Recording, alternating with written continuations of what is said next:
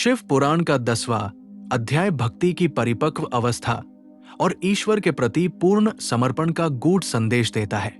इस अध्याय में बताया गया है कि जब भक्त ज्ञान और वैराग्य के मार्ग पर स्थिर हो जाता है, तब उसके जीवन में सच्ची भक्ति का उदय होता है।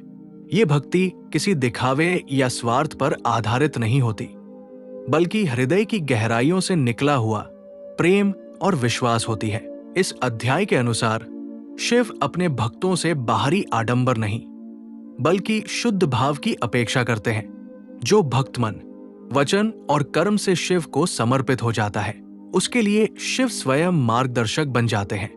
ऐसे भक्त के जीवन में आने वाली कठिनाइयां भी उसकी आध्यात्मिक उन्नति का साधन बन जाती है। शिव पुराण ये सिखाता है कि सच्ची भक्ति भय को समाप्त कर देती है और भक्त को आंतरिक शांति प्रदान करती है। अध्याय 10 में यह भी बताया गया है कि भक्त को अपने कर्मों के प्रति सजग रहना चाहिए।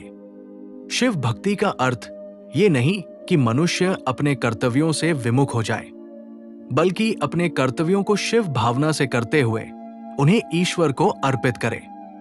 जब कर्म पूजा बन जाता है, तब बंधन स्वतः समाप्त होने लगते हैं।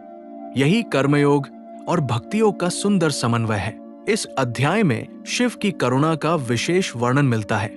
शिव को भोलेनाथ कहा गया है क्योंकि वे भक्त के छोटे से भाव से भी प्रसन्न हो जाते हैं। जो व्यक्ति सच्चे मन से पश्चाताप करता है और सही मार्ग पर चलने का संकल्प करता है, उसे शिव कभी अस्वीकार नहीं करते। ये संदेश साधक को आशा और आत्मबल प्रदान करता है। शिव पुराण ये भी स्पष्ट करता है कि भक्ति में अहंकार का कोई स्थान नहीं है। यदि भक्त स्वयं को दूसरों से श्रेष्ठ मानता है, तो उसकी भक्ति अधूरी रह जाती है। सच्चा शिव भक्त विनम्र, दयालु और सहनशील होता है। वो हर जीव में शिव की उपस्थिति को अनुभव करता है और किसी के प्रति द्वेष नहीं रखता। अध्याय का अंतिम संदेश ये है कि जब भक्त पूर्ण रूप से शिव को अपना जीवन समर्पित कर देता है, तब शिव स्वयं उसकी रक्षा करते हैं। ऐसा भक्त संसार में रहते हुए भी आंतरिक रूप से मुक्त हो जाता है। यही शिव पुराण के 10वें अध्याय का मूल सार और आध्यात्मिक संदेश है।